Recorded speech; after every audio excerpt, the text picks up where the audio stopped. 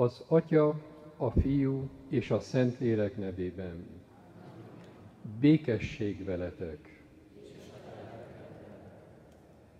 Kedves gyászoló család, kedves testvéreim mindannyian, nagy szeretettel köszöntelek benneteket itt Budapesten, a Szent István bazilikában, akik eljöttetek Ottrubai Melinda hercegné gyászmiséjére. Jelenések könyve. Akkor hatalmas, ragyogó trónt láttam, és a rajta ülőt, akinek tekintete elől menekült a föld és az ég. De nem maradt számunkra hely. Láttam, hogy trónja előtt állnak a halottak, kicsinyek és nagyok. Könyveket nyitottak ki. Nyitottak egy másik könyvet is, az élet könyvét. A halottak fölött ítélkeztek, ahogy a könyvekben fel volt jegyezve, a tetteik szerint.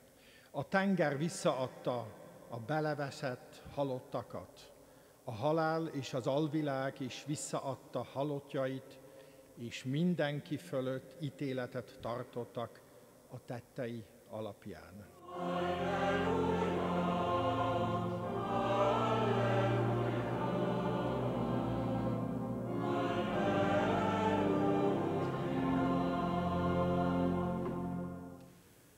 Imádkozzunk Eszterházy hercegné Ottrubai Melindáért, az ő lelki üdvösségért. Abban reménykedünk, hogy Melinda testvérünk életében az írás szava teljesedett, beteljesedett.